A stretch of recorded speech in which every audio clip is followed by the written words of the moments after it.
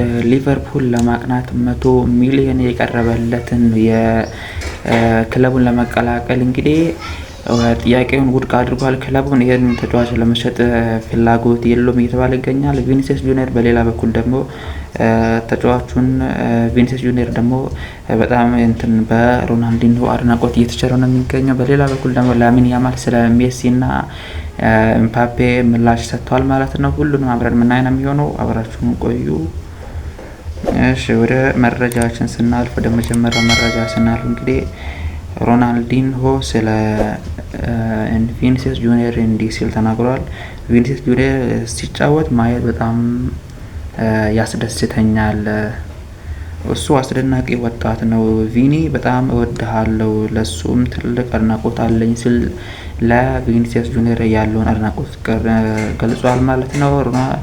ሮናልዶ ናዛሪዮ የብራዚሉ ተጫዋች ማለት ነው። የድሮ ብራዚል ተጫዋች ማለት ነው። ቪኒሲየስ ጁኒየር እንግዲህ ይህን እየተገለጸለት በብራዚል ብሔራዊ ቡድን እየተጫወተ ባለበት ሰዓት ነው ማለት ነው። ይህንን እየተናገረለት እንግዲህ ያው ቪኒሲየስ ጁኒየር በጣም እየተጫወተ እንዲሁም በጉዳት እየተቸገረ በሚገኘው ክለቡ ደግሞ እሱ በጣም ወሳኝ የሆነ ተጫዋች ነው እየተባለ ነው የሚገኘው በአሁኑ ሰዓት። ሆኖም ግን በዛም ደግሞ በጣም ጎሎችን እያስቆጠረ የሚገኝ ተጫዋች ነው። ባለፈው ከሄቲ ጋር ባደረጉት ጨዋታ እሱ አንድ ጎልን አስቆጥሯል። ከዛ በፊትም ከሞሮኮ ጋር በነበሩት ጨዋታ ደግሞ እሱ የብቸኛው አሸናፊ ብቸኛው ከአቻ እንዲወጥ ያደረገውን ጎል እሱ እንዳስቆጠረ እናምናቀ ነው የሚሆነው ማለት ነው። ስለዚህ ይሄ ተጫዋች በጣም ለክለቡ በጣም ወሳኝ ተጫዋች ለብሔራዊ ቡድኑ በጣም ወሳኝ ተጫዋች እንደሆነ በሌሎች ሰዎች አድናቆት እየተቸረ ነው የሚገኘው። በሌላ በኩል ደግሞ ቱርክ በመጀመሪያው ዙር ተሸንፋ ወጣለች ከብሔራዊ ቡድን።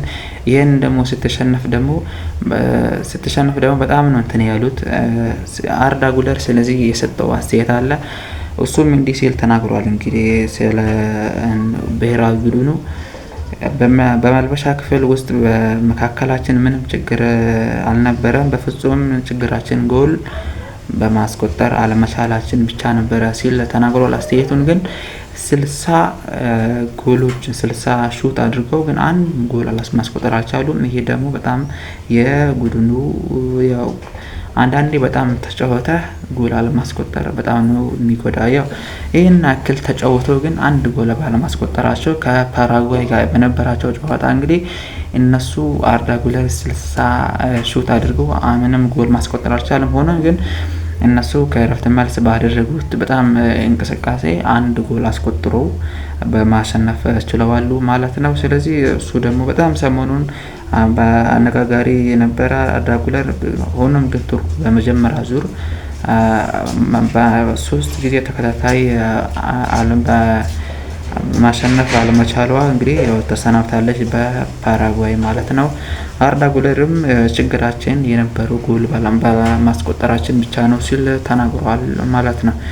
በሌላ በኩል ደግሞ ሚካኤል ኦሊሴ እንዲህ ሲል ተናግሯል። ስለ እግር ኳስ አዝናኖት ወይም አንዳንድ ሰው ተመልካች ሆኖ ሲያይ በጣም በእግር ኳስ ይዝናናል ሲል እየተናገረ ነው የሚገኘው። ይሄ ኦሊሴ ምን ይላል? እግር ኳስ ስነ ጥበብ አርት ሊሆን ይችላል ይላል። ስነ ጥበብ ወይም አርት ሊሆን ይችላል እግር ኳስ ይላል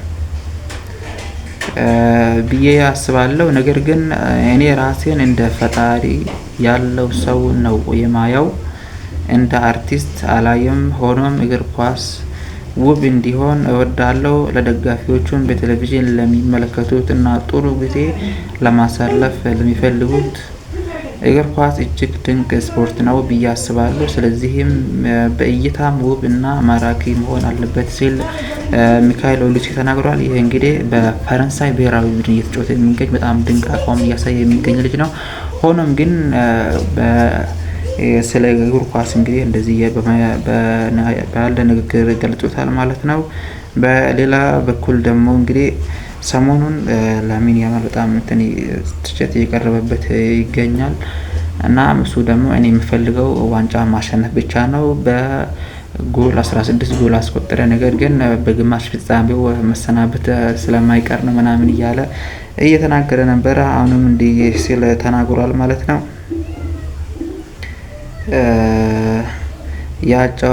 የአጨዋወት ስልትን እኔ የምከተለው ኔይማር ወይም ሜሲ ነው ብሎ ሲጠየቅ እንግዲህ የመለሰውን ምላሽ እንንገራችሁ። ከዛ በፊት ግን ስለ ከሌላ ብሔራዊ ቡድን እንደ ተጫዋች መፈረም ብችል የምመርጠው ጁሊያን አልቫሬዝ ነው።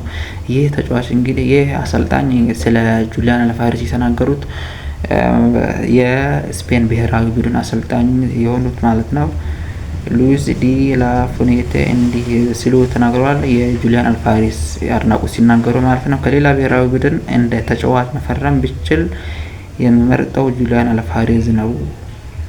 ድንቅ ተጫዋች ነው። በእኔ የእግር ኳስ አስተሳሰብ ውስጥ ፍጹም ይስማማል። በጣም አስፈላጊ ተጫዋች ይሆናል።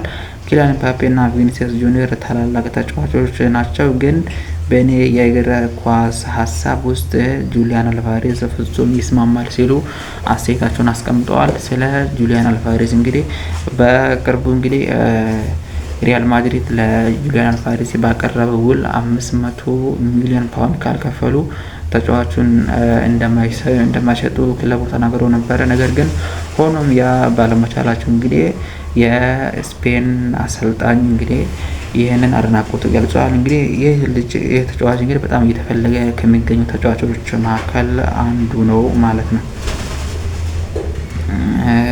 ወደ ሌላኛው በሌላ በኩል ደግሞ እንዲህ ሲል የተናገሩት እንደ አትሌቲኮ ዘገባ ከሆነ ደግሞ ሞሪኖ ፍላጎቱ እንደ አድሬኬ አጠቃቀም በሁለት ቦታዎች ነው ይላል። ዲያመንዴ እንግዲህ ተጫዋች ደግሞ በሊቨርፑል ቤት በጣም እየተፈለገ የሚገኝ ተጫዋች ነው። የዲያመንዴ እንዲህ ሲል የራሱን አስተያየት ደግሞ ሰጥቷል። በሊቨርፑል ቤት እየተፈለገ የሚገኝ ተጫዋች ነው። ክለቡ እንግዲህ ይህን ተጫዋች የመሸጥ ፍላጎት የለም። ሆኖም ግን ሊቨርፑል 100 ሚሊዮን ፓውንድ አቅርቦ ተጫዋቹን ለመሸጥ ክለቡ እንግዲህ ፍላጎት ባለማሳየቱ ሌሎች ክለብም እነ ፓሪስ ሰን ጀርመንም በዚህ ገበያ ዝውውር መካተታቸው እየተነገረ ነው የሚገኘው። ሆኖም ግን ሊቨርፑል እንግዲህ 100 ሚሊዮን ፓውንድ ባቀረበው መሰረት እነሱም ጨምሮ በማለታቸው እንግዲህ ጨምረው እንደገና ደግሞ ሌሎች እየተካተቱ ይገኛል። ነገር ግን ይህ ተጫዋች ይሸጣል ወይ አይሸጥ የሚለው በጣም እየተጠበቀ ነው የሚገኘው። እሱም እንግዲህ እንዲህ ሲል ሰጥቷል። የዲያመንዴ እንዲህ ሲል አስተያየቱ ሰጥቷል። የአጨዋወት ስልቴ የማመሳሰለው ተጫዋች ቪኒሲየስ ጁኒየር ነው ይላል። በስነ ልቦናና በአመለካከት የምከተለው አርአያዬ ኪሊያን ምባፔ ነው። የምን ጊዜም ተወዳጁ ተጫዋች ደግሞ CR7 ነው ሲል ሰጥቷል። እንግዲህ ይህ ተጫዋች በጣም እየተፈለገ በሚገኝበት ሰዓት እንግዲህ የአሰልጣኝ እንግዲህ ስለዚህ ተጫዋች እንግዲህ ሰጥቷሉ ማለት ነው። ይህ ስለ ኒውካስትል ዩናይትድ ደግሞ በዝውውሩ መስኮት ላይ ይህንን ተጫዋች በጣም እየተፈለገ ይገኛል። ይህ ተጫዋች ወደ ቶተንሃም ሆትስፐር እየሄደ እንደሚገኝ መረጃ እየወጡ ነበር። አሁን በወጣው መረጃ መሰረት ደግሞ ቶተንሃም ሆትስፐር የተጨማሪ መረጃ ቶተንሃም ከ3 ቀናት በፊት ያቀረበው ጥያቄ በኒውካስትል ዩናይትድ ውድቅ ተደርጎ ነበረ። ሆኖም ግን በ75 ሚሊዮን በፍጹም በቂ እንደማይሆን ይታወቅ ነበረ። ግን ይህ የእቅድ አካል ነበረ። ከዚያ ጀምሮ ድርድሮች ቀጥለዋል እና ቶተንሃም ዝውውሩን ለማጠናቀቅ ቆርጦ ተነስቷል። ይህ ተጫዋች ከኒውካስትል ዩናይትድ ልጅ ተጫዋቹም እንግዲህ ክለቡን መልቀቅ እንደሚፈልግ ተናግሯል። ሆኖም ግን ቶተንሃም ባቀረበው ጥያቄ እንግዲህ ውድቅ ተደርጎ እንደነበረ የሚታወስ ነው ማለት ነው። 75 ሚሊዮን ፓውንድ ለዚህ ተጫዋች ያቀረቡት ማለት ነው። እንደገና ደግሞ ሌላ ተጨማሪ ገንዘብ እንደሚያቀርቡ ይጠበቃል ማለት ነው። የዲያመንድ የመጨረሻችን ነው የምንመለከተው። የዲያመንድ የዝውውር ድርድር ለማስቀጠል ከ100 ሚሊዮን በላይ አዲስ ጥያቄ ለማቅረብ ተዘጋጅተዋል። ክለቡ እንግዲህ ተጫዋቹን ለመሸጥ ፈቃደኛ አይደለም። ያንን ቢያንስ እንደ ተጨማሪ ወቅት በክለቡ እንዲቆይ ይፈልጋል። ሆኖም ግን ተጫዋቹ ወደ ሌላ ክለብ ለመሄድ ፈቃድ እንደተሰጠው እየተነገረ ነው የሚገኘው። ይህ ተጫዋች እንግዲህ በጣም አሁን ወደ ሊቨርፑል ያቀናል ወይስ ወደ ፓሪስ ሰን ጀርመን ነው የሚያቀናው በሚለው ይጠበቃል ማለት ነው። በሊቨርፑል 100 ሚሊዮን ለዚህ ተጫዋች ያቀርባል፣ እንደገና ተጨማሪ ውል ያቀርባል ብሎ ይጠበቃል ማለት ነው። እስከ መጨረሻ አብረን የምናየው ነው የሚሆነው ማለት ነው። እስከዛ ድረስ የሚመቻችሁ